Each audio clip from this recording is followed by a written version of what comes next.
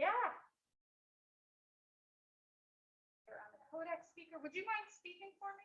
1, 2, 3, 4, 5, 6, 7, 8, 9, Perfect. 10. I can see it going up. Awesome. We have the right audio on.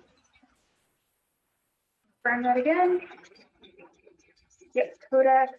This is the display. Perfect. Hello.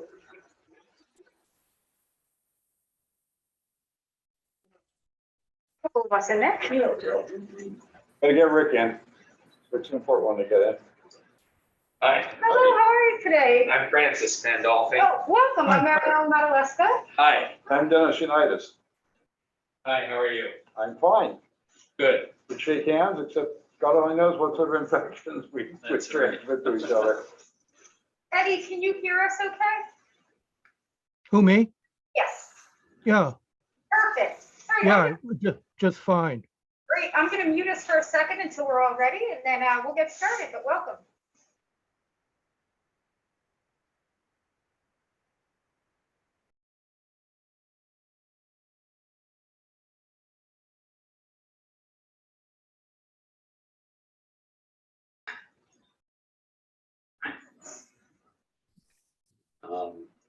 I guess we can do introductions now or later. Sure, now, seems good. All right, you just want to start? Absolutely. I'm Mariel Madaleska, member of the Climate Change Task Force since it began, and I'm the secretary. I guess, should I? Nope, I got you. You got me? I got you. Oh, look at that. Oh, wait. Oh, hello. Technology is fine. Okay. I'm Lindsay Fairchild, member of the Climate Change Task Force since I don't remember when, a while now. Rick Newton, I'm chair of the task force since the beginning. Dennis Unitas, probably been with the task force about 3 years, 2.5 years, something like that.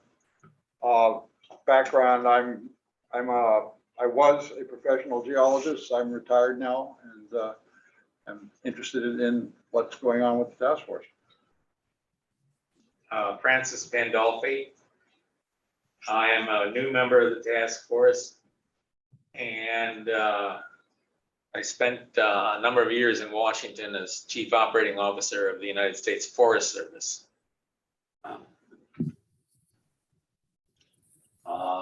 Julia? That's Julia Perry. I've been a member for about 3 years, maybe longer. Sometimes it seems very much longer, but anyway, yes. And I'm a member of several other organizations that deal with climate change. Susan? Yes, I'm Susan Hibbard. I've been a member since we started, which was about 10 years ago. And I'm also a member of the POCD implementation group. Mike? Yeah, pleasure to meet everybody. Mike Sura. I'm an attorney in Providence, recently a resident here in Stonington, and very excited to join the task force here and serve the community in that capacity. All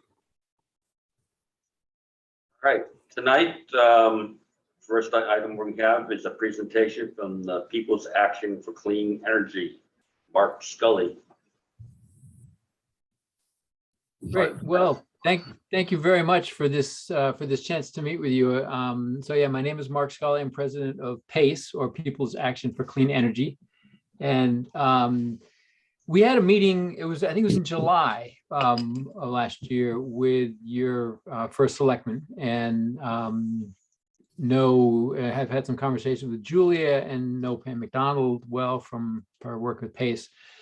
But let me just tell you a little bit about PACE. PACE is started in the 1970s in Middletown, so it's several decades old. Been promoting clean energy that whole time. A lot of that time, our work was primarily educational. We did a lot of house tours. Some of you may have been on a PACE house tour, showing off solar and heat pumps and things, and the advances in the technology over the years. I think we did 50 house tours over the decades. I've been very involved in PACE for the last sort of 6 or 7 years, and our work over that period of time, particularly with my colleague Bernie Pelletier, is really working with people like you. I'm a member of my Clean Energy Task Force in Simsbury, and we are, we have an agenda of activities promoting energy efficiency, promoting renewables, raising awareness about heat pumps, and is our town ready for electric vehicles? There's a whole laundry list of activities that were carried out. But our mission at PACE really is to work with towns to give them the resources. We do a fair number of webinars on topics that really are of interest to folks like you. Our motto of these webinars is always go try this at home. You hear on some TV shows, don't try this at home. Our motto is go try this at home. We want to equip towns with things that will really help them advance their agenda, which typically is promoting clean energy and the various aspects that represents.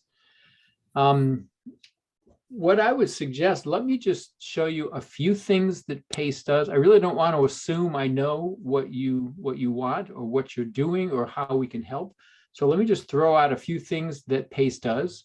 And I think tonight, and you've got a full agenda, so we don't need to go into these in exhaustive detail, but I'd love to just give you a flavor for what we do.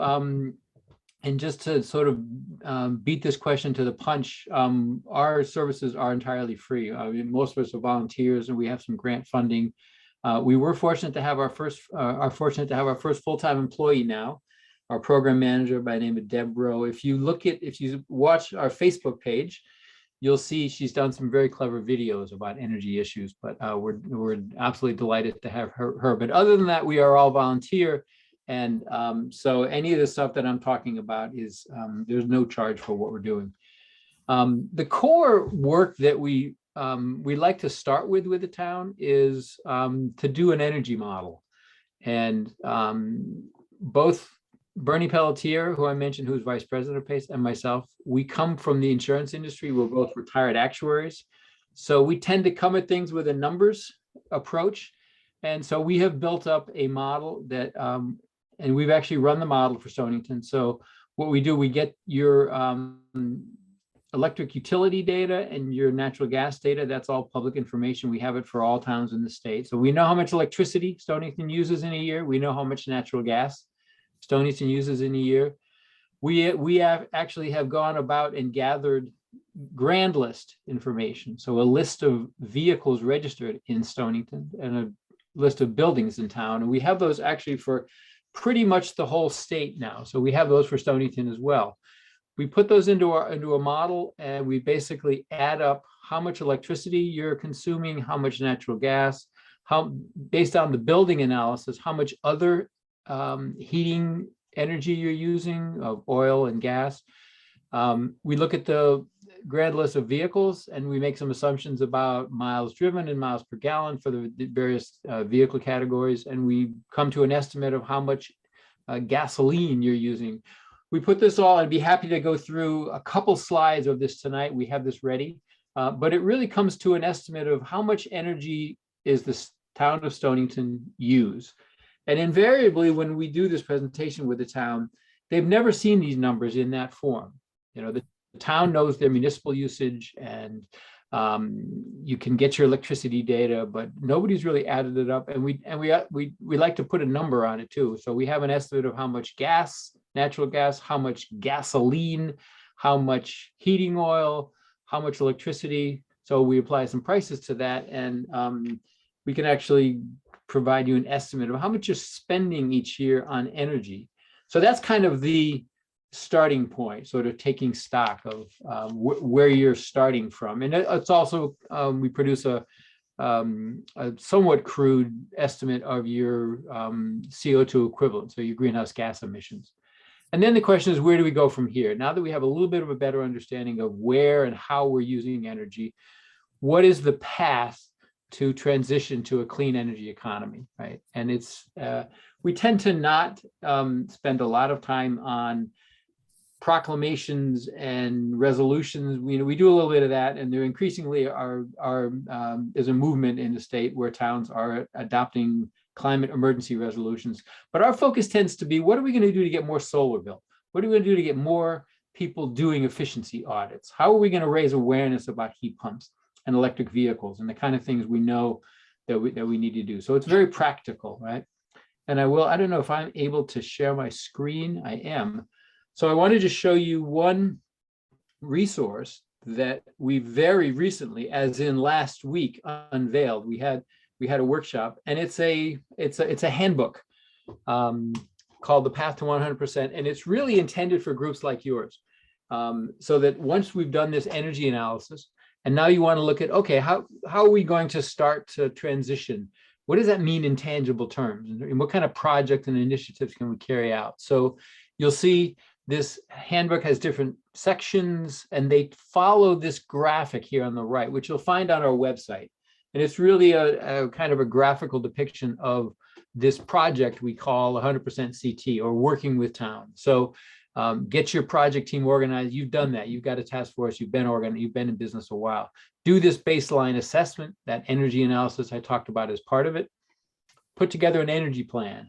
If you go to our website, you'll actually see we have some templates for doing an energy plan. I know my town struggled for years to try to get a plan done. I know other towns have struggled. So we actually have this template that now 4 or 5 towns have actually used and put together an energy plan. And then there's all these categories you can get to work on: promoting energy efficiency, heating and cooling, and that's really short for heat pumps. Transportation, how do we promote alternative transportation, electric vehicles, renewable energy, community power, and electric grid. So those are kind of the broad categories of actions.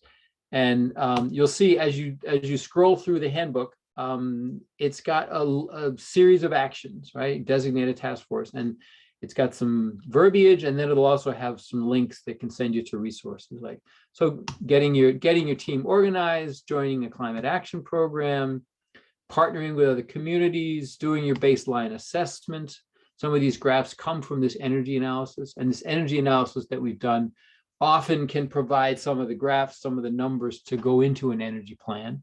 So I'm not going to make you seasick by going through the whole thing, but you'll see it's really just a series of actions, and the idea is there should be practical tools, practical resources for you to use. So that's on our website, and with that sort of segue, let me show you just a page on our website. I'll put the link here in the chat, and this is a new page we just created that kind of lists some of the resources that we have. You'll see that handbook, I think, somewhere, right? Am I on the right page? This is pay services. Okay, yeah. So there's data and research, this energy model that I talked about. The handbook must be down. There's the handbook right here. Yep. So I talked about the vehicle and the building data, and those are all parts of what we do. So our typical way of working with the town is, if they're interested, we'll run this model. We'll schedule a meeting where we can go through it in some detail and show you sort of what we've come up with for some numbers for Stonington and some possible initiatives and paths forward for you. One other really interesting project that we got involved in this past year, and if you go to our website, under initiatives, under solar canopies, we got sort of asking ourselves, where are we going to put all this solar that we need to transition to this clean energy economy? In my town, we had a fairly controversial project landed on our, and by the way, we're working on our website speed. It's really slow right now. We literally read in the paper one day that we were going to get a huge solar project put on some farmland in Simsbury. And as you can imagine, it was very controversial. It was a large enough project that actually the town doesn't get to decide. The siting council actually decided. And you've probably seen this where increasingly there are struggles citing larger solar projects in towns, and it pits environmentalists against environmentalists. So it got us looking at, well, where else other than farmland and then forest, where else can we put some of the solar? We found a study that was done in New York of how much solar you could put on parking lots in the lower Hudson Valley. We saw that Rhode Island had done something similar. So we got to work and we did this modeling, and we created this map where we were able to get our hands on a database essentially of parking lots in Connecticut. It was impervious surfaces. And we started modeling using the type of tools that a solar installer would use called helioscope. And a sampling of parking lots above 100 parking spaces. How much solar could you put on these sites? So each one of these dots represents a potential solar array on a parking lot. So a solar canopy, right? You've seen pictures of these canopies probably. You may have parked under some. And so what we can do is you can look up for your town, and we've actually got, we've modeled, if I click on Stonington, it should tell us here. It's a little slow. Wonder if I'm. On Stonington, it usually just comes up with the borough, and you have to zoom out to get the whole town. Yeah, so it comes up, it gives you some numbers for your town, how much, I think we modeled, I've actually got the numbers in the presentation, but normally, let me go over to here, pull this one up, not from our website. And one of the interesting things about this analysis, and I won't spend too long on this, but we typically think of solar as we've got more room for solar out in the rural communities, right? Because that's where the land is and all. But if you look at where these dots are, they tend to be where the population is, right? They're along that, because that's where the buildings are, that's where the parking lots are. So if I go here now and search for Stonington, let's see if this one works. Then it should show us, and if I click on it, this one works. Okay, so we've actually modeled 70 sites in Stonington. And I don't know if these numbers mean anything to you, but a total capacity, solar capacity, is installed capacity of 52 megawatts, which could produce 69 gigawatt hours a year, 69 billion kilowatt hours a year, or a million kilowatt hours a year, which is actually almost 78% of your current electricity usage. So you've got a lot of potential to put solar on parking lots in Stonington. And so what we've done with a few towns is we've done this sort of high level analysis, but we don't want to assume that we know what those parking lots are like, who owns them, what condition they're in, whether they're potentially viable sites. So we'll work with the town. If you got a local team who wants to maybe work with us, and we can look at some of these sites and say, okay, yeah, that's this business. We can talk to the owner. This one is the parking lot's in horrible shape. Blah, blah, blah. We know all about the local conditions. So the idea is this resource of solar canopies is a potentially rich one in Connecticut. The other category you saw from this list of services, another initiative that PACE has been doing is called Heat Smart. And the idea is, if we're going to get to a clean energy economy, there's a lot of things we're going to have to do, right? We're going to have a lot of renewables. We're going to have to stop burning fossil fuels. We're going to have to electrify a lot of things. We're going to have to be a lot more efficient. We're going to have to insulate our homes better. And we found that many of those things are actually happening, right? The price of solar is coming way down. The price of batteries is coming way down. We're seeing a lot of new electric vehicles being offered, right? And that those changes seem to be happening.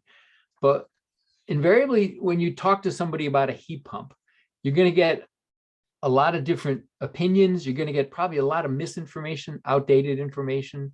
And yet the experts tell us we need to stop burning fossil fuels. So this idea of raising awareness of heat pumps is a project that we've done. We've done it in 4 or 5 towns. Guilford, I think, is Guilford and Brantford and Middletown, and we're starting with Bethel and West Hartford now.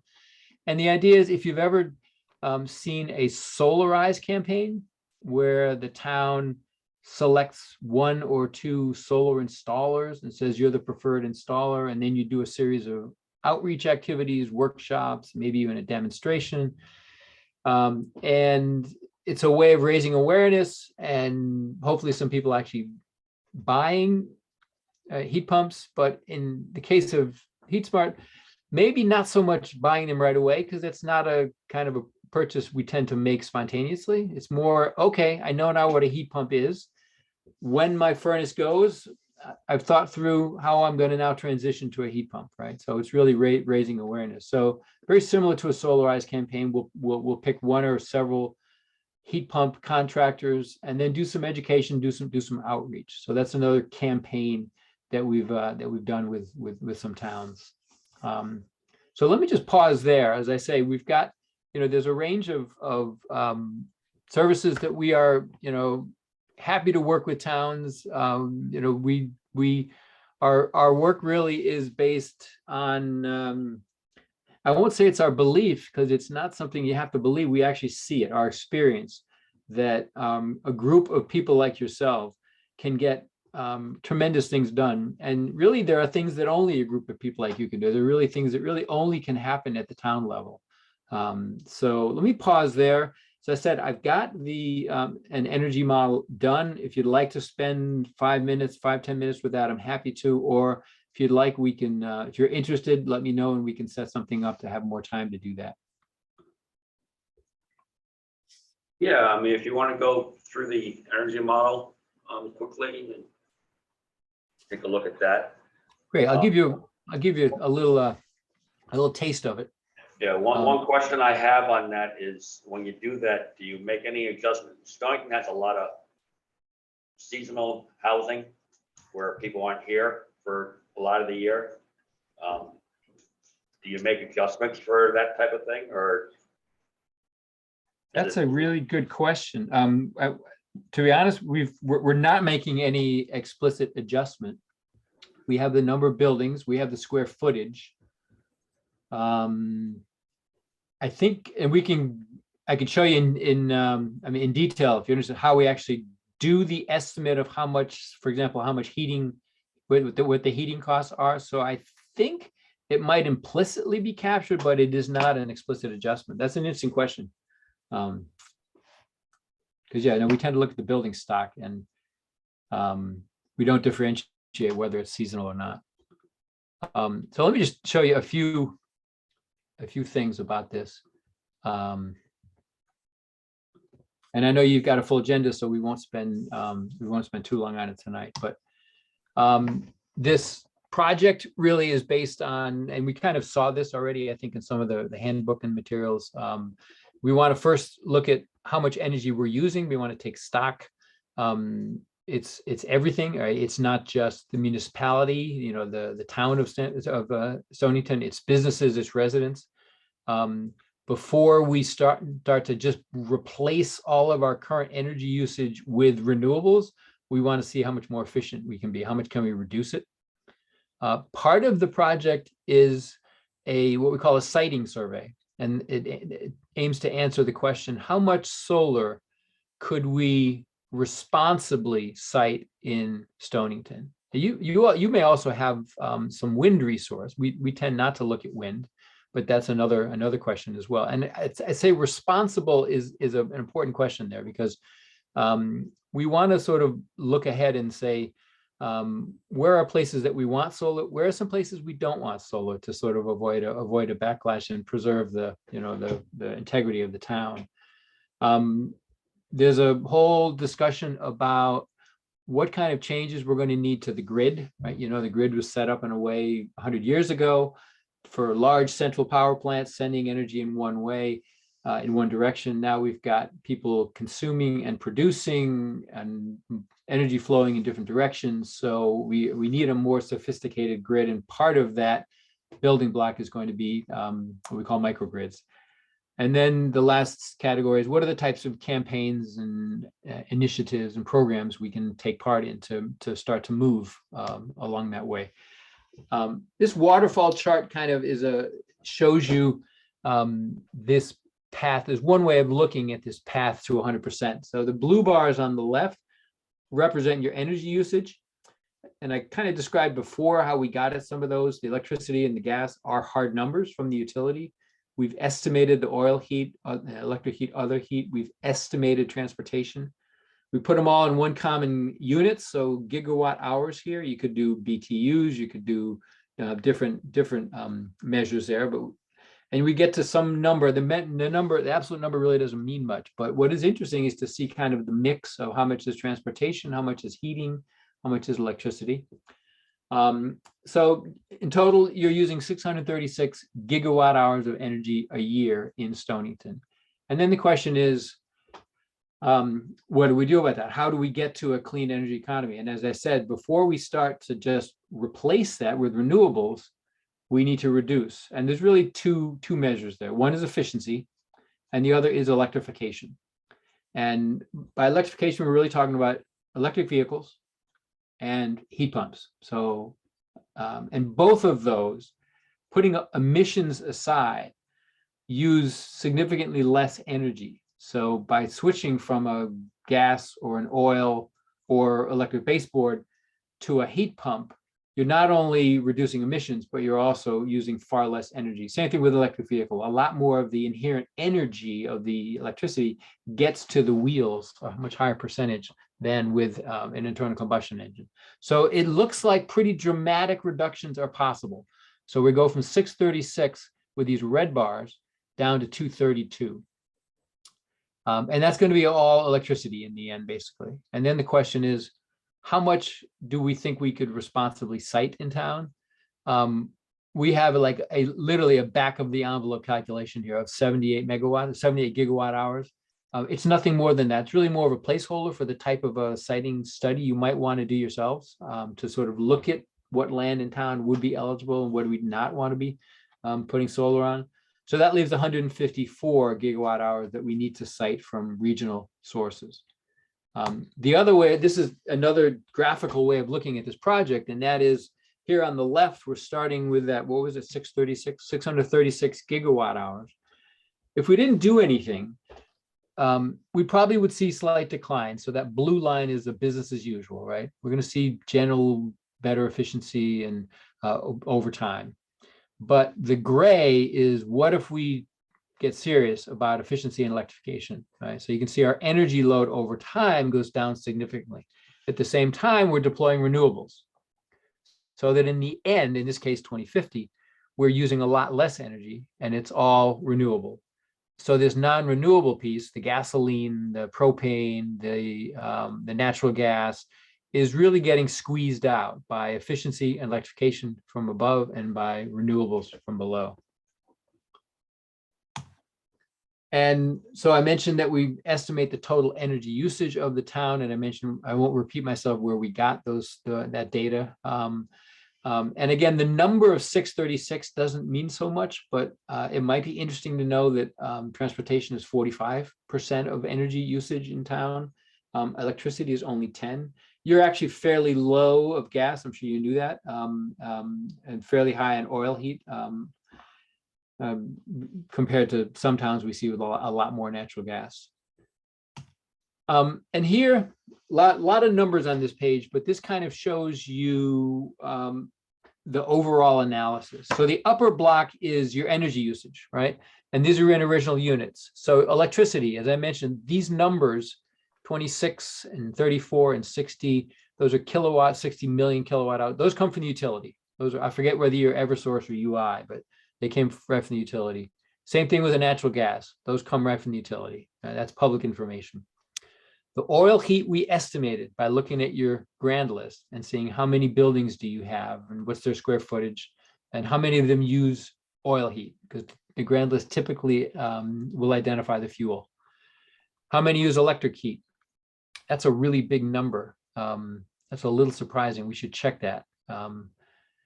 But that's a startlingly big number. That may be an issue with the data that we want to look into. And then other heat, and then transportation I mentioned is where we would look at the vehicles registered in town, sort them by category, make some assumptions about miles traveled, miles per gallon, and get to a total. So these are all in the original units, and the units are shown kilowatt hours, 100 cubic feet of natural gas and gallons. And then we convert them all to this common currency or units, and that we get to 636. By the way, we also can convert those to greenhouse gas emissions. And then the interesting part I find very interesting is when we take this amount of fuel up here that you're consuming in a year, and there's a lot of estimates in there, right? And apply some rough rates that you pay. This suggests that Stonington is spending $56 million a year on energy, or just over $3,000 per resident. And one of the things that we look at in the course of this analysis is what would we be spending if instead of spending $56 million, literally burning $56 million a year, right? That's gasoline, that's gas, that's propane.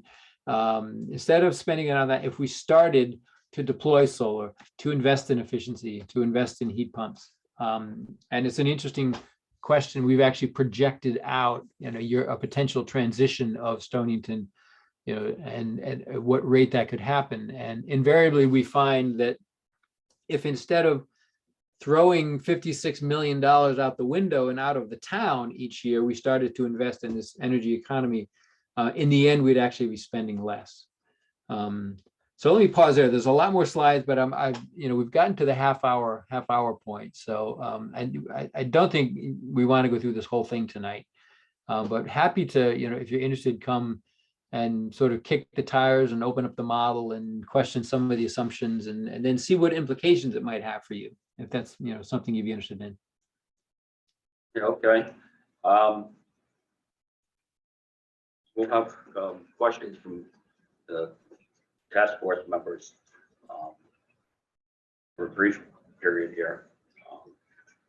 One question I have is, do you have any sample regulations, zoning regulations for canopy? Because currently in Stonington, they don't allow canopy type solar, and they are in the process of reviewing or revising the zoning regulations. So if you had sample ones that work in other towns, it might be helpful. Interesting. Yeah, I don't know of any offhand. I think I know of some other towns where they really only allow solar on rooftops, and there's no sort of ground mounts, and maybe canopies fall in there too. I'll see if our intern can find anything there. What's probably more likely is you've got ordinances that forbid it, but the ones you're looking for are probably just silent on it, right? But I'll certainly look. I don't know of anything offhand. Do you have any type of assistance to help nonprofits get solar? Because they're not eligible to get any kind of tax credit. We do have a lot of churches. We got 6 firehouses. If we could have help with that, I think that would be helpful for the nonprofits. Yeah, and that goes for the municipality as well, right? What's typically done for entities like that they can't take advantage of the investment tax credits or the federal tax credits, is they will do what's called a power purchase agreement. So there'll be a company. It's often the solar installer, but sometimes it's a third party, where they'll come in, they will build, they'll own, they'll maintain, they'll insure the solar array, and you just agree to buy the power from them. And you really only do that if it ends up being less than you're paying today. But if you have, unless there's problems with the roof, or the building requires serious upgrades, or a lot of shade or whatever, I mean, invariably, those are very good investments. So towns typically will work with installers, put out an RFP, get a couple of bids, and really just say that you're looking for a power purchase agreement. And I helped the town of Simsbury. They were putting solar on the high school, and our Clean Energy Task Force sort of helped them vet some of the bids that they received, and they were very attractive. We're talking about $1 million of savings for the schools over the lifetime of the panels. So it can be a very attractive option. And I find, we can try to dig up some RFPs and things for you, but invariably working with a couple of installers is, they know the tax credits, they know how PPAs, power purchase agreements work, but that's a great tool that allows, I remember the conversation in Simsbury when we had this solar installer there, and the person from the Board of Education said, "I'm sorry, we can't do solar, we didn't budget." And the solar guy said, "The only thing you need to budget is the energy savings you're going to realize with this, right? It's zero money down, right? The company owns, builds it and owns it for you." We've got great examples of other towns that have done that. We can put you in touch with if you'd like. My final one was EV charging stations. I know Pure is doing something, but they're mainly in disadvantaged towns that they're targeting. And I know Eversource is doing some. We only have 2 in town here, and Tesla's putting in 3 more up here across the street here, but that's not nearly enough for a tourist town to have. So if you have any programs that could help us out with that.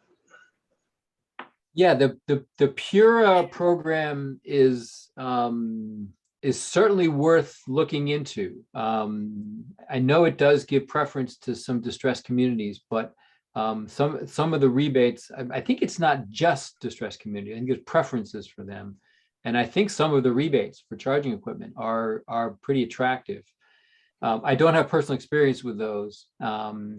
And I know in our town, there is some stuff on our website. I'll just quickly flash our website. I showed you one page, but if you go to let me see if I go back here to the basic website, and I mentioned that that graphic. So if you just go to resources on our website, and this is that graphic that we looked at before. And if you go to transportation, really any one of these categories, you click on it and you'll find a bunch of resources. And I think we put something up there about EV service equipment recently.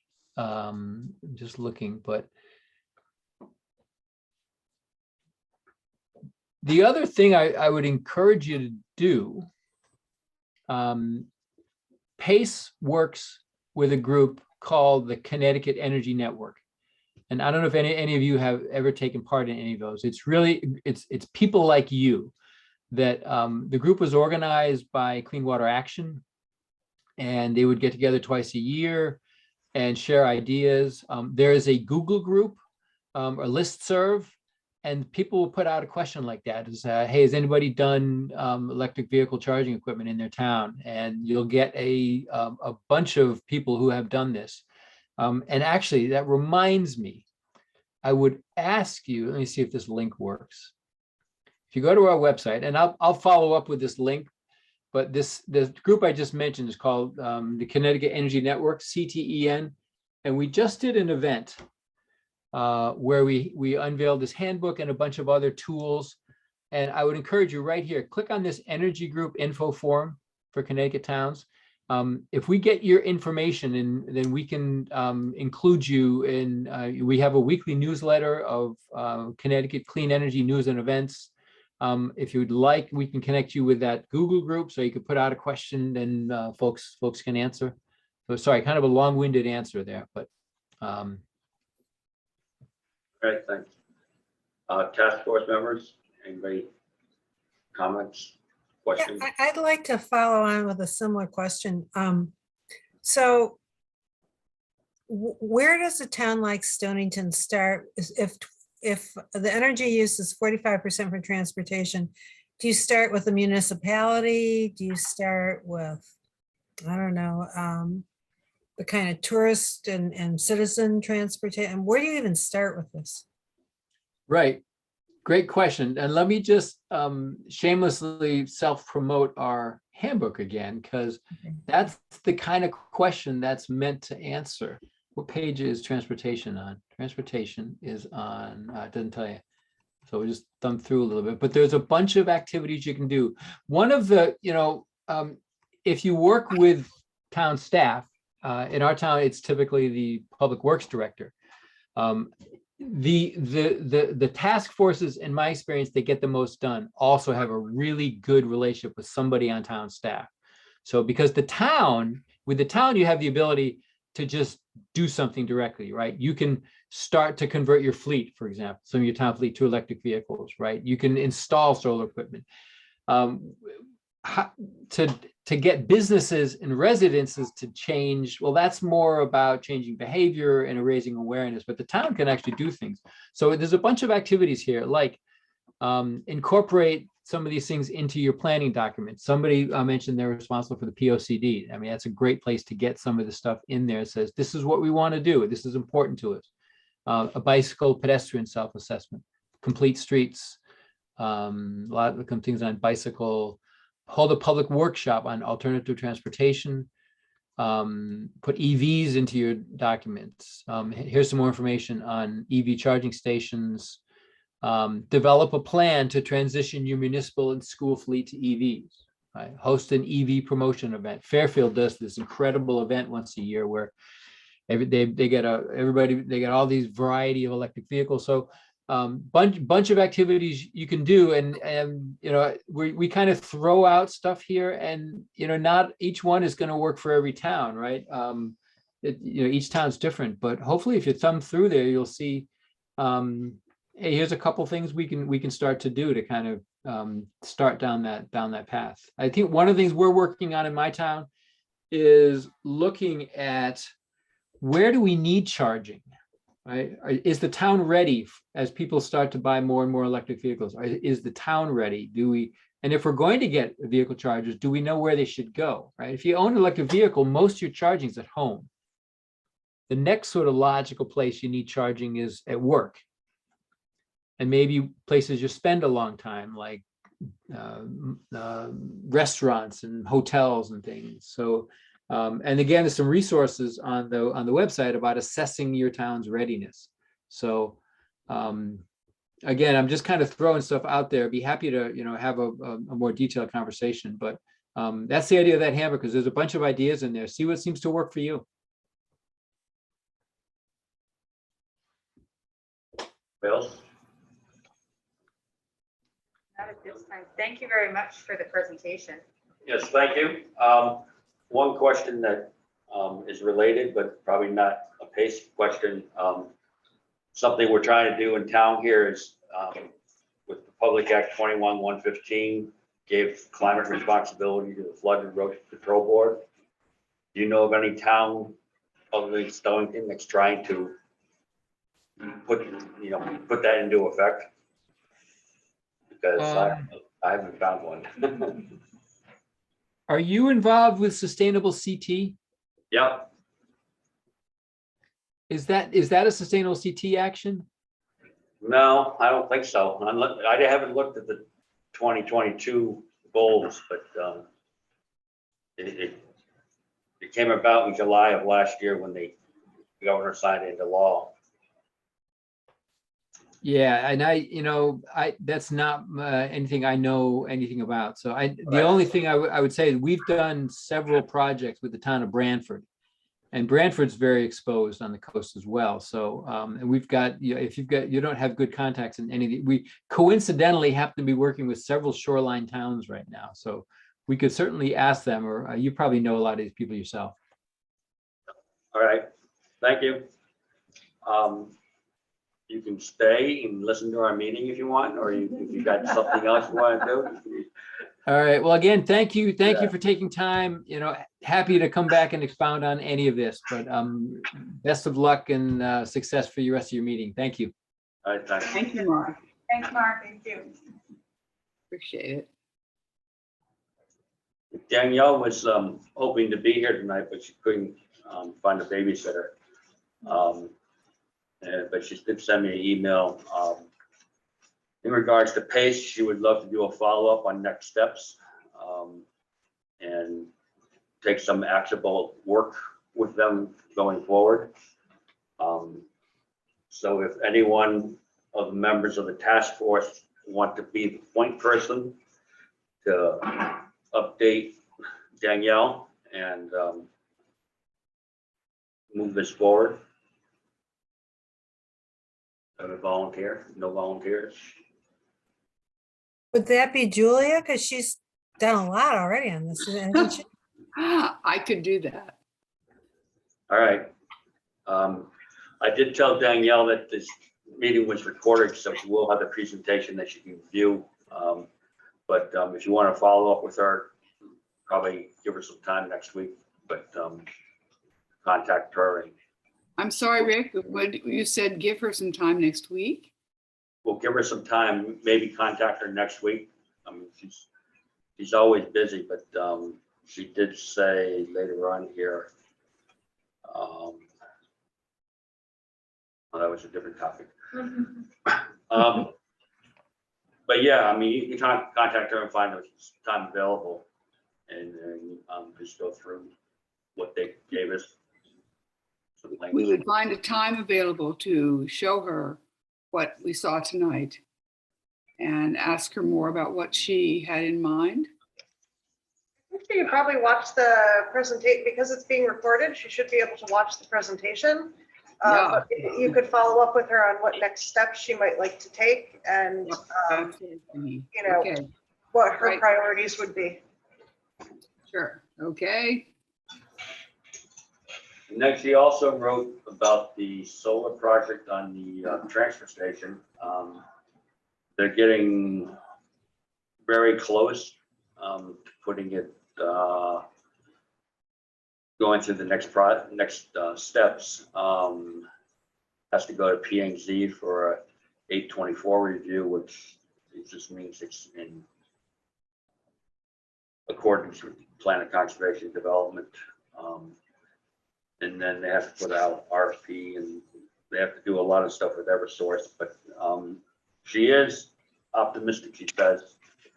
And she says that the exciting stat is that the total creation from the proposed solar system is equal to approximately 90% of the town-wide energy consumption across all facilities. I believe she means just town-owned facilities, but I can't believe it's big enough to do the whole town. But She must be town owned. I think That makes schools and that sort of thing. Rick, would you Rick, please I'm send me having a hard copy of time that hearing letter? you. Rick, could you please send me a copy of that letter? This is Julia.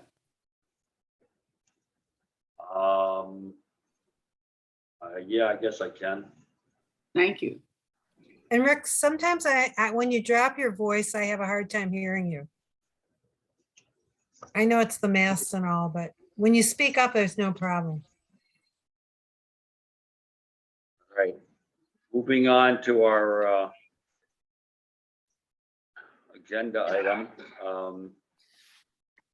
Can I have a motion to approve the minutes of the last meeting? So moved. Second, Second. any comments? All in favor? Aye. Opposed, abstained? Okay, those are approved. Correspondence from Danielle. I think I sent you I think the link's there, but I think I sent this to you before. We are allowed to have hybrid meetings through the end of April. We don't know what's going to happen after that. They may allow it, they may not. We can't have a fully remote meeting because the town doesn't have a facility. In order to be fully remote, you have to have a place where a member of the public can go and use equipment and a connection that is away from everybody else. And the town doesn't provide that, so we can't do fully remote. I know some appears other committees are doing fully remote, but I don't know how they're doing it. So we'll be doing hybrid until April. So as long as weather allows, I will be here with this setup. So whether or not I'm the only one here with the door open, everybody's here. Well, this is Susan. Well, for what it's worth, kudos to whoever arranged the technology. I guess it's you, Mary Ellen, because we can see all of you quite well, other than Lindsay, but that's okay. But it's very seamless and it's very clear. And I stayed home because I didn't know what the weather was doing and blah, blah, blah. But I'd say this is working quite well. Thank Mary Ellen and the aquarium for it. Thank you, Mary Ellen. I sent you the email about the training webinars. There was one today. I saw Susan was on there. I didn't learn a whole lot new, but because I had taken these webinars before, but it was about how to have a proper meeting and Freedom of Information Act and things like that. Conflict of interest, blah, blah, blah. Yeah, I did ask a question which wasn't answered or made a comment, but I did find while I was waiting for them to answer it, I did find out that prior to this, we had been given instructions that 2 or more people was a meeting. And it had to be advertised and all that. I did find a link. Connecticut Supreme Court ruled that a gathering of less than quorum of members of a public agency is not a meeting under the Freedom of Information Act.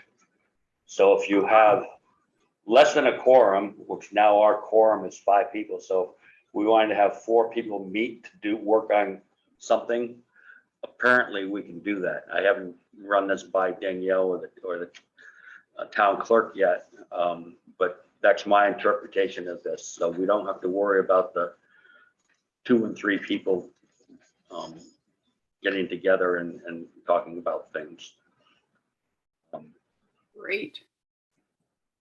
They did talk a little bit about caucus, but with all members of the same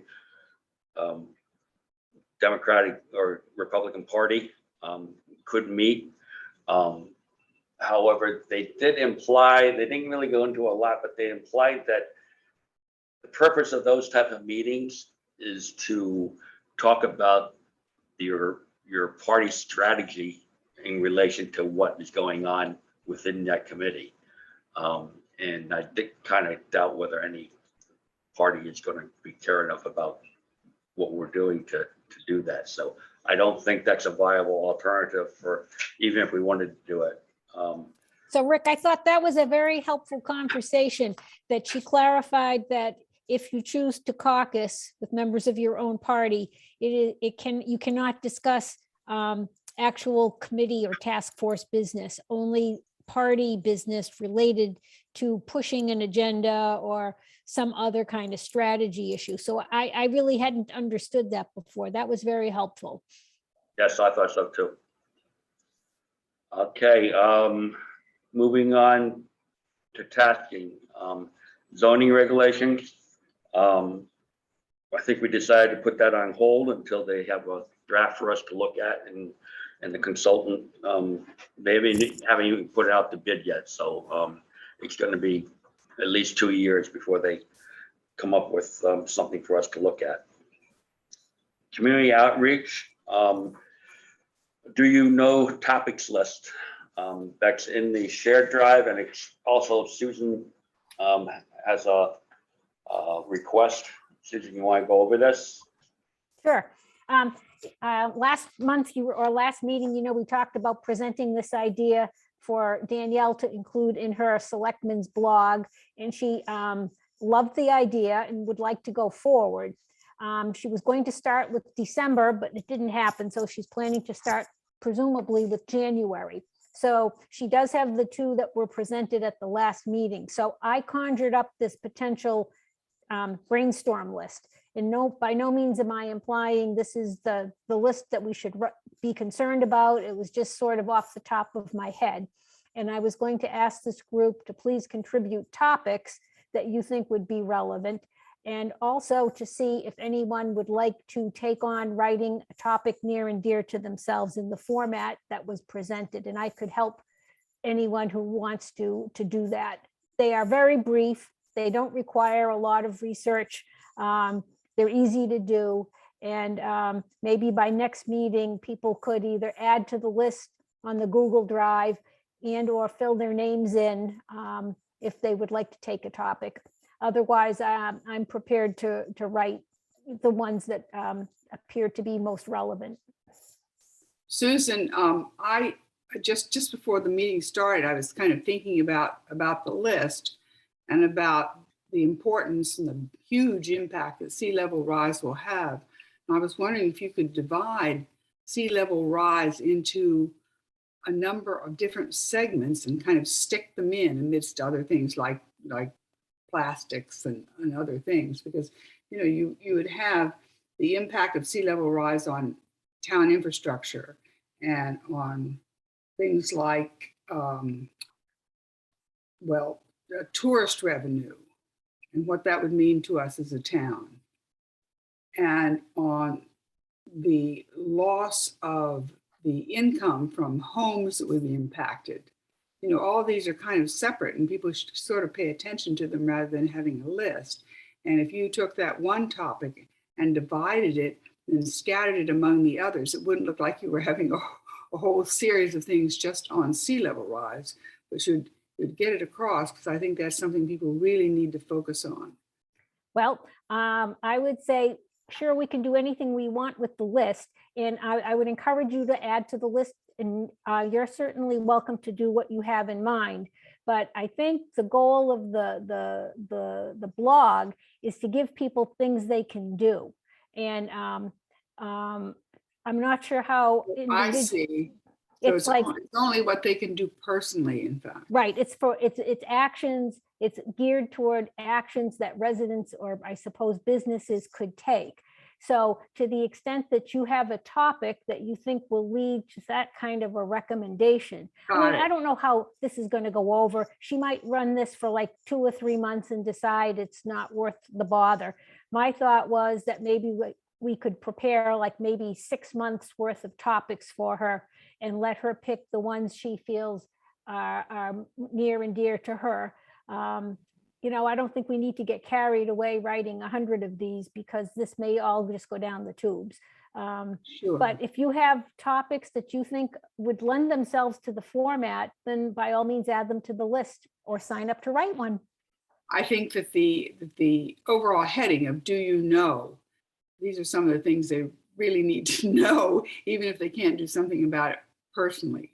So I don't know if you would want to expand the scope of it to include things they really need to know, because they're going to have to, big bucks are going to have to be come up with. They're going to have to come up with big bucks as a community. Add to the list. I'll add them. Okay, but no, they won't be, they aren't going to be able to solve them personally, but they're going to have to be behind it, because they're going to have to understand. And I think there's a basic lack of understanding about how critical these things are.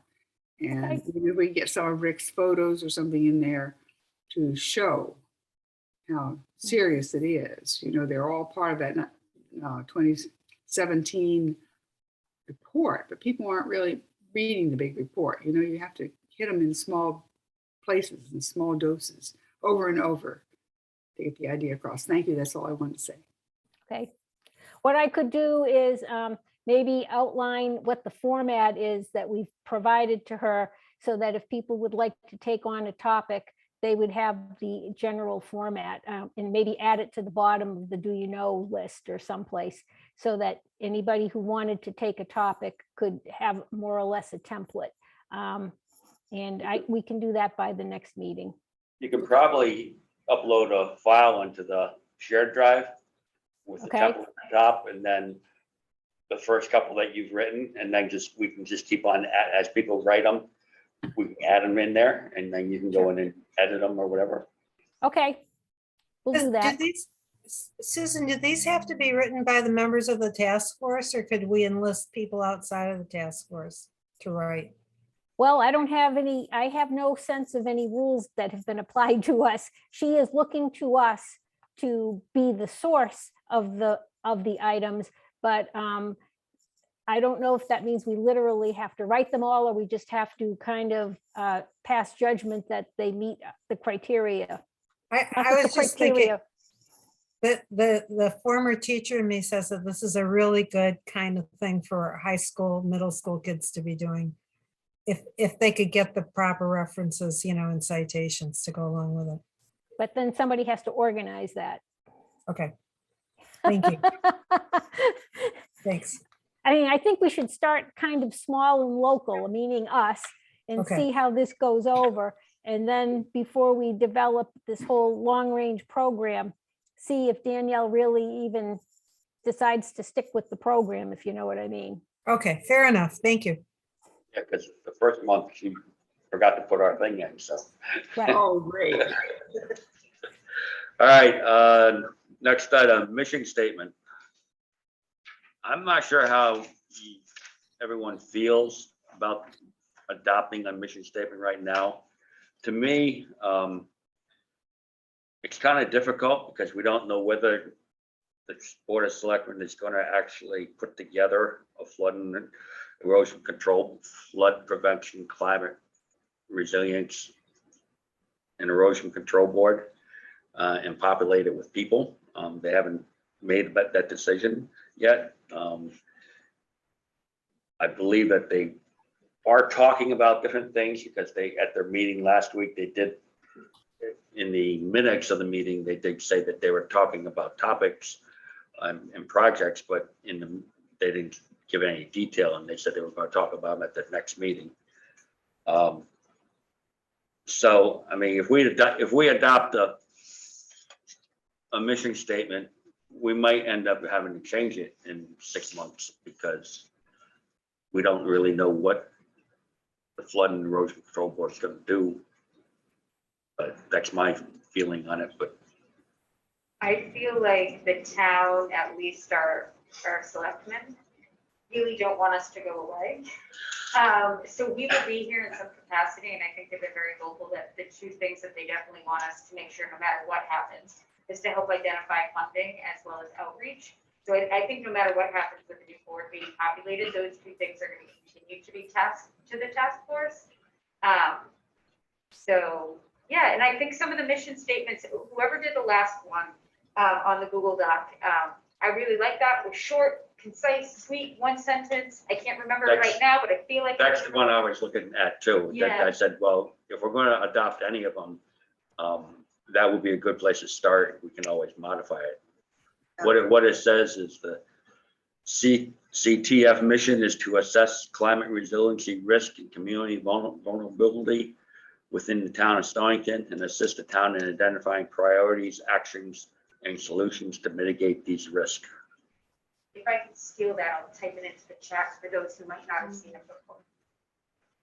Well, you can bring up the share file. I could if I had that ready to go. Oh, okay. Well, I like the idea of a very short and sweet mission statement that doesn't commit us to anything, but lets us do anything. Agreed. Well. Oh. Yeah, I suppose we could always take up the issue of revising the mission statement in the future. We've functioned so long without one. We might as well try functioning with one, I think.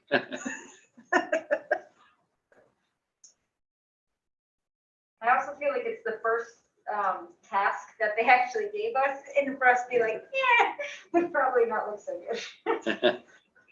Fair.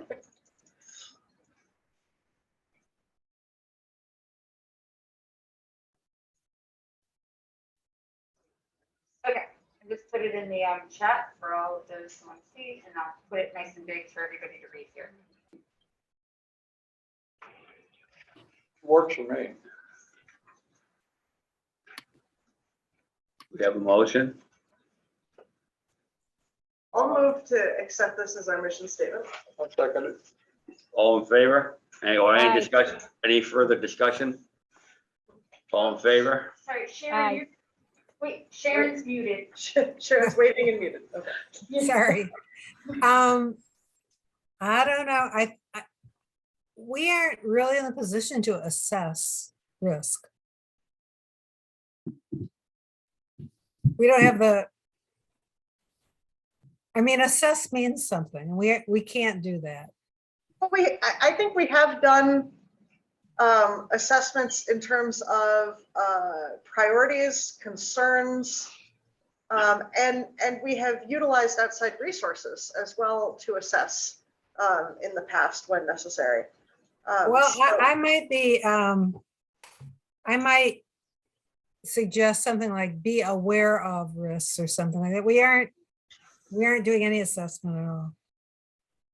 But it doesn't take much to assess that water came over the road. You know, I mean, there's some very simple assessments that can be made just from looking at pictures. This is a critical time. And, you know, there are simple assessments that can be made. It doesn't have to be definitive and defendable in court. I think we just have to be able to, the Climate Change Task Force has assessed before in the 2017 report. I mean, they put together a huge assessment of things that needed to be done. And it seems to me every time we put together a list of priorities, as we have over and over, we've been assessing what was important. And yeah, I mean, okay, you understand where I'm coming from, I think.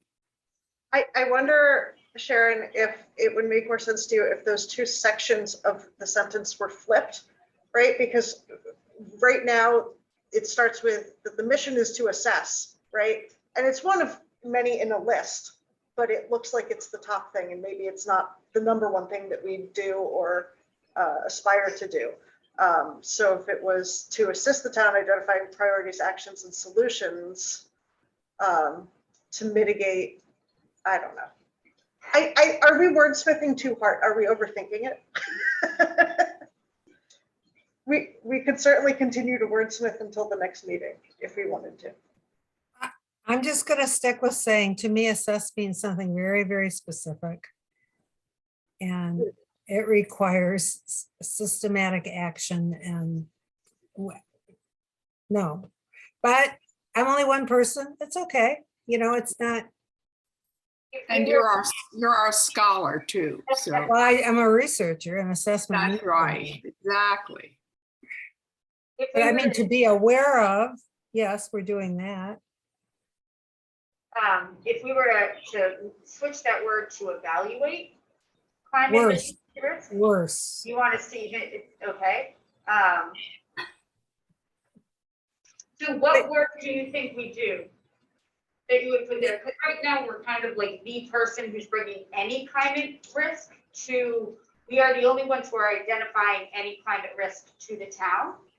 So what work? Identify climate risks, make the town aware of climate risks, All right, prioritize climate risks. Any of those things are what we can do in this meeting format. But when we talk about hiring, go out and hiring a professional, you know, that takes 2 years to do planning and zoning, I mean, that's what they're gonna do. Now we see that we're identifying twice. oh, I know. But determining the priorities. I mean, you don't meet once a month for a couple hours and assess or evaluate something, you just don't. I second Dennis's suggestion to change. What was that, Dennis? Determining priorities. Determining priorities. All right, Good, Thank you. done, agree. Any further discussion? All in favor? Aye. Aye. Aye. Opposed? Abstained? Okay, we have a mission statement. Woo-hoo. What we're gonna do with it. Two meetings. It should be printed on the minutes of all the meetings and on the agenda. There we go. I can do that. I can put it in as a footer. Next, survey of flood and erosion control boards in other towns. I've looked at probably half the towns in Connecticut. I have yet to find one that is actually trying to implement 21-115. There are a few towns, most of the towns don't even have a flood and erosion control board. There are a couple that on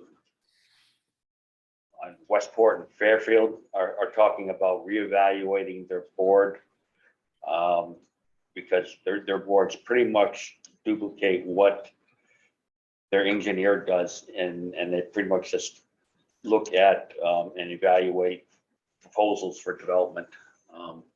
And they think that's a duplication of effort of what the town engineer and the other committees do. So I think what I can do is I can send to Danielle or Board of Selectmen a response saying, if you want to talk to towns, these particular towns are attempting to do it. I believe Branford just established one in December. And I know Danielle has talked to Branford before. And Waterford has an active flood and erosion control board. And I would suggest that if she wants to talk to those four towns, to find out what they're doing, that'd be a place to start. I mean, there are some, like Greenwich has an active board, but all they do is evaluate proposals for things. So it looks like Stonington is going to be the making the lead on implementing 21-115 if they want to do it. But What is 21-115? it's a state public act that was passed in July, and it did a few things. One, it allows the town to establish a stormwater authority, which they haven't discussed at all, and that's not really under our jurisdiction because we do have a stormwater task force, even though they don't meet. Jeff Callahan, the borough warden, was on the webinar with me. I asked him afterwards, I just sent him an email. I said, do you think we should have a stormwater authority? He said, yeah, I think we should have a combined one with the town, but I'll let him go to Danielle and suggest it to him. The other thing was that the next thing that happened was there was no statutory authority for any of these climate boards and sustainability boards and everything to do anything. So really what all their stuff that they were doing, that they have no authority to do. And all these town committees like the inland wetlands and conservation, there's all something in the state statute that says you can do this. And so they didn't have that. We've had a flood and erosion control board since 1961 by ordinance, but it's never been populated that we could find anyone that's ever been on it. In towns under 25,000 people, Board of Selectmen can act as the flood and erosion control board. So we assume that, that's what they were doing, even though our current Board of Selectmen didn't even know that the thing existed.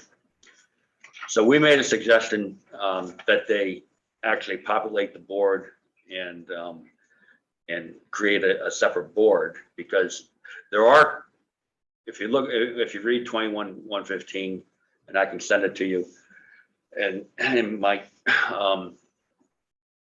they have a lot of power, and they have quite a bit of power.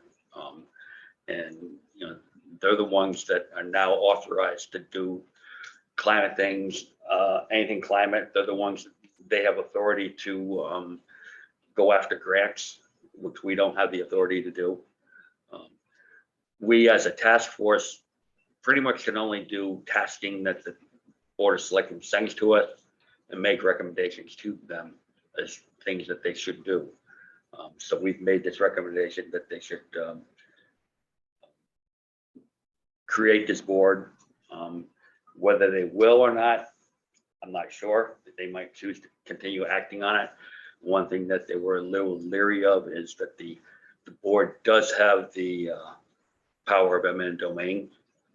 And they're a little leery of giving that authority to a group of citizens, volunteers. And there's other things too that they can do. So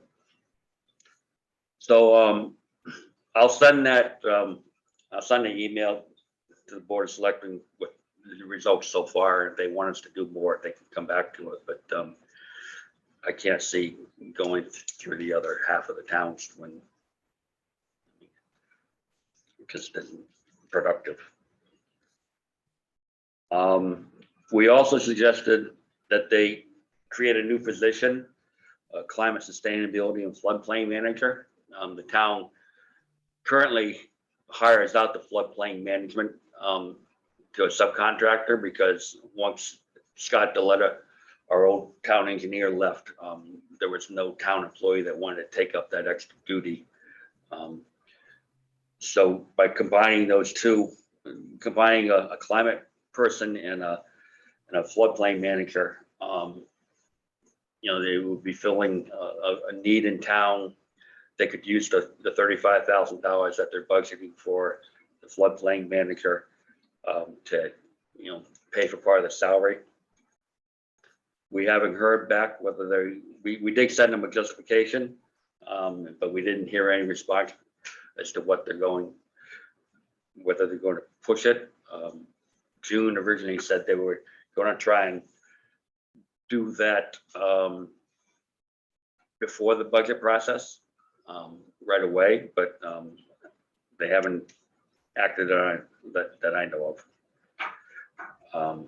But as Mark Scully said, you really need a town employee to coordinate all this stuff. And that's what we've been lacking for years, is that ever since Scott left, we don't have a town employee that can go bang doors in town and get information. Yeah, without June here to ask about it, I know she was planning on bringing it up to the Board of Finance. Then the Board of Finance canceled their January meeting. So I'm wondering if that's the plan, is just to do it in February. It could be. I don't know. I didn't see it brought up in the selectmen's meeting minutes. No, not yet. And they didn't post an audio or video of the reading yet. Rick, So. are you is this a good time to sort of underscore this request to kind of? Well, Because we just sent it to them on December 16th. So, I mean, that's fairly recent. so I just want to say two things. One is that, if you want to talk about somebody who's going to assess and evaluate, a professional like that would be a person who would be in the position to do that. And the second thing is, I think it was that excellent presentation that we heard. I think maybe the guy sort of intimated this, but it occurs to me that one could combine planning and zoning regulations for where certain things are placed for energy efficiency with floodplain planning as well. In other words, you wouldn't want to put a whole bunch of new charging stations in a place that was going to be flooded, or, if we could get through that whole thing about the, what we call the umbrella. So, I mean, where you would put that would be really, really important, because you're going to invest in that. So it seems all the more important what we've experienced in the latest storm and the need for clean energy and planning and zoning, doing their planning and zoning, that somebody be at the table full time who could really make a contribution. True, but a lot of what you just said, that is the planning department's job. That's Keith Burns' job, and it's, our planning and zoning commission rarely meets as a planning commission, and they need to start doing that. If you look at the town report, they've got virtually nothing coming up on their agenda as far as public hearings for the next 3 meetings.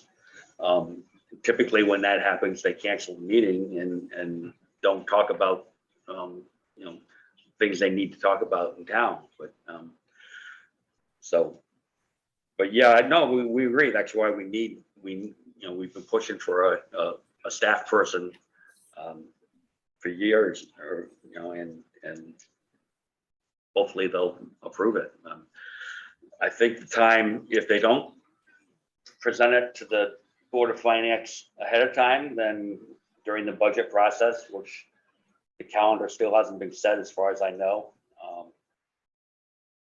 would be the time for people to go to the meetings and say, hey, we need this, and if we get, half a dozen people saying, hey, we need this, then they might take advantage of. Would it be doing worthwhile to send the follow-up email just to find out if they're still thinking about presenting it upcoming? Well, we can try. I mean, Danielle's so overworked that I don't want to nag her. And, I know she's got it on her agenda.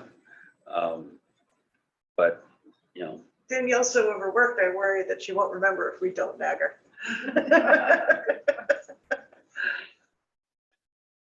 all right, I can, Is she going to be watching this video later? Hi, Danielle. she might be. That was Lindsay. I mean, Rick, do you want new voices in? Well, you can always use new voices. I mean, the more people that contact the Board of Selectmen to do things, the more they might do it. So Lindsay, do you want to work with me to draft something? You could run it by Rick before we send it. Sure. We could be I mean, two, I- we could be two informed citizens. We don't necessarily have to be members of this, just incidentally. Right, and I also think your new point that you brought up this evening might be a nice thing to add. June was looking for as much justification for it as possible. So sending that additional thought, I think, would be worthwhile. So I'd be happy to do that with you or just support you. No, let's do it together. You know more Okay. about it than I do, but I'll give it an initial go. Okay, sounds good. Thank you. Okay, we sent the sample employee handbook to the Board of Selectmen. Haven't heard anything on that either. June did say, the minutes of the meeting, June reflected that we were working on that, and that's not what I said in my email to him. So she might be confused on that because we don't have the capacity to write an employee handbook, nor do we know whether the town even allows, because of the union status of most of the employees, whether they couldn't even make them read it or anything. I think we agreed that it would have to be like a helpful pamphlet. You can't really call it a Right. handbook. Right. Yeah, there you go. Dennis, have you had a meeting yet? But I did find out more about it. Okay. I did finally find the right person to talk to, which is Gina Fuller, who is in the Conservation District in Rhode Island. And basically, she explained that there were 3 levels of involvement that they're looking for from the towns. There was somebody at the senior level, the overview people, which I think is probably where we fit in. And they were also talking about having the day-to-day folks that are doing the job, talking about some of the things that need to be done.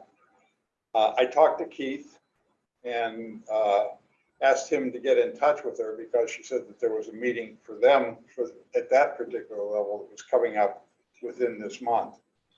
And he did get in touch with her. And I haven't had any follow-up from him. What I did extract though, back in this is all coming from the 2017, I believe. Yeah, okay, it says on the thing 2017. This is a watershed study that was completed by, or extracted from a watershed study that was completed by Fuss and O'Neill that looked at flooding issues through the whole watershed. And they came out with recommendations for each of the towns that are in the watersheds pass that around. And that's the list that they came up with for Stonington. And again, these are, they do say that they have some thoughts about coastal flooding, but if you look at the report and everything, it's mostly all upland flooding issues. And they're looking at things like constricting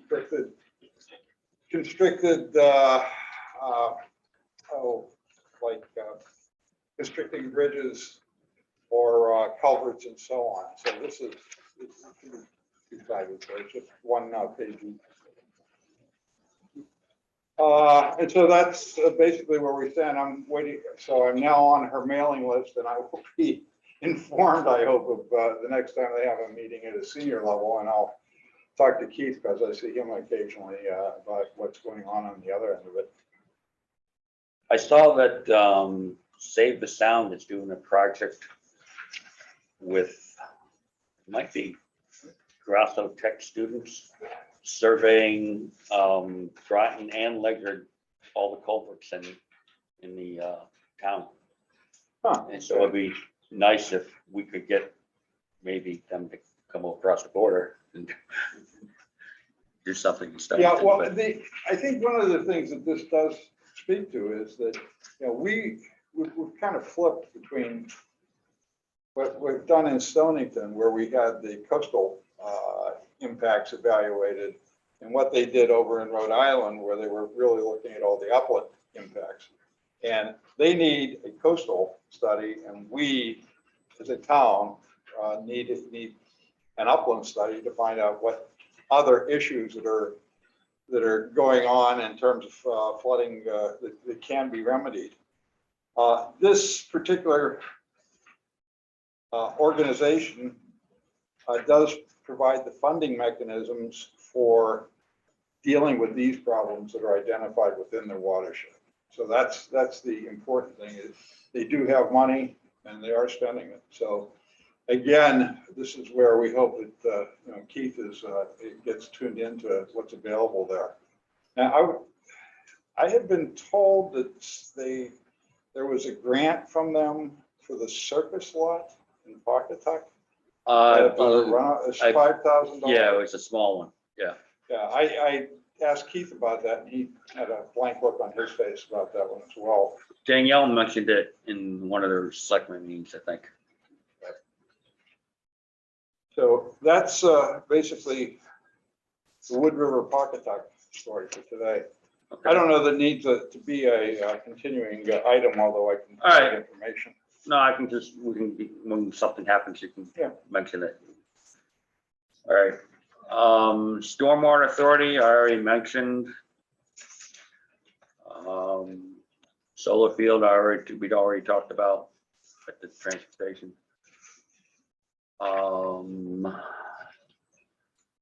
Input from the department heads for the climate action plan. I haven't heard anything on that. That's been a long time. I'm just waiting for Danielle to do the draft. Grant opportunities, I didn't find anything new.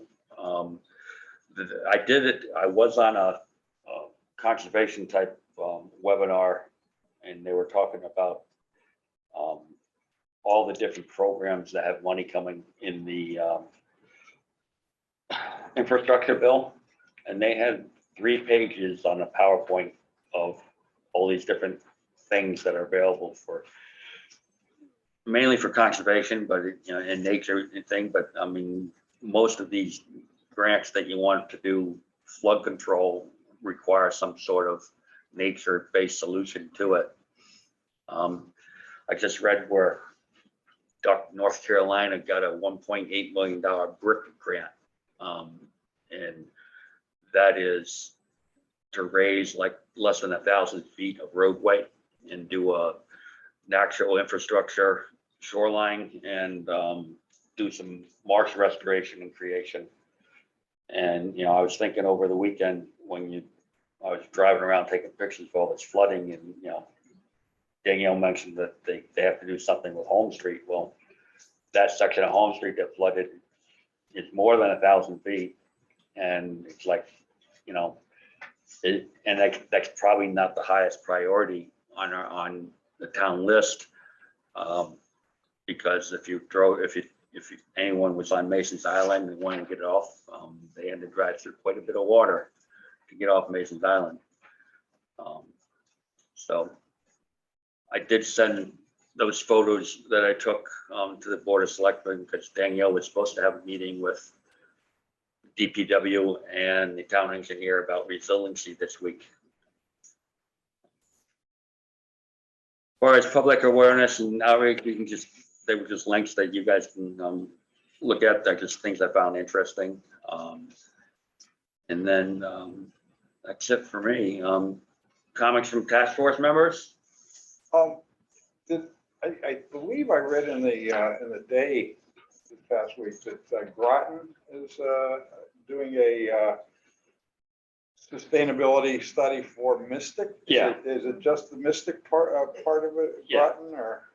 Yeah, so it's just the Groton side of Right. Mystic and just the Mystic portion. And what it's probably gonna look like, it's gonna look like our coastal resiliency plan that we've had. I mean, they all look the same. We hire a consultant and they come out and they say, well, yeah, this is gonna flood. I mean, you know, I don't know what, maybe they'll come up with some type of solution, but when you look at Gravel Street, I have no idea what they're gonna do for Gravel Street.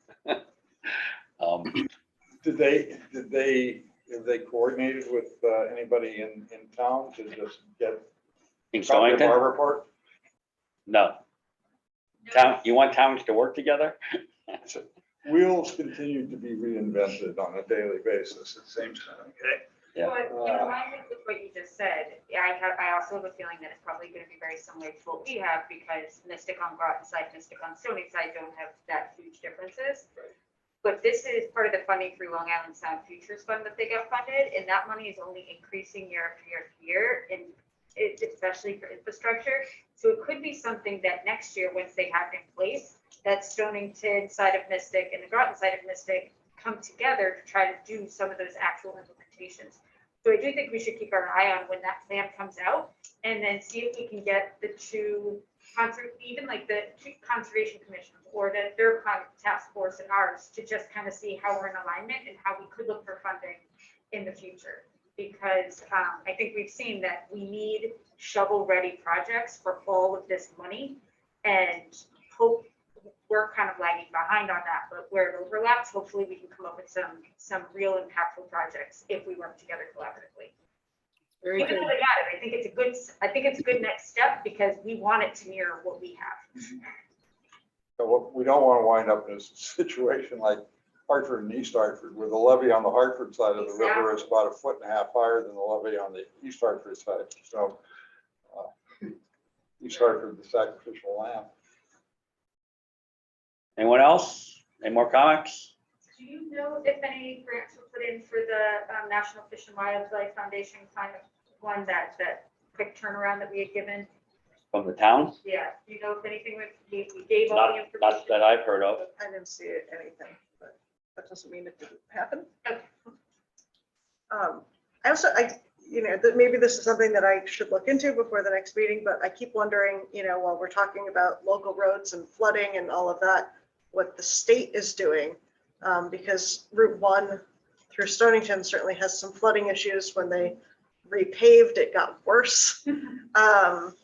And so, I don't know what the state is doing, planning, if anybody's heard anything about that, or if it's something that maybe we should be engaging with the state about. I don't know for sure, but I believe the state does look at that type of thing. And I know that, Connecticut Deep did create a mapping tool that shows all the areas that are going to flood in state roads and local roads. But so they are aware of them, and it's just a matter of priorities and probably having our elected officials, start banging on the doors of, state elected officials and say, what's up? Because one area I took a picture of, down in Old Mystic at the mill, the water was up on the gravel lot down there that day. So, and, the thing about this flood, it was wind assisted, it was high, it was full moon, but the lunar cycle was 1.1 feet below what it was in the last new moon cycle when we had the high tide in June. And then if you add 20 inches on top of it for sea level rise, you're talking 3 feet more higher in a similar situation. So that will be a dramatic increase in water level. Anybody in Cyberland want to say anything? Is our next meeting February 17th? Yes. Okay. Any guests want to say anything? No, thank you for allowing me a view of what you all are thinking about, which is way over my head. Talk about flooding. But I appreciate learning bit by bit. Motion to adjourn? So moved. Second. All in favor? Aye. Bye. We're adjourned. Thank you for coming. Thank you. Thanks, Mary Ellen. Great job. I'm happy to help.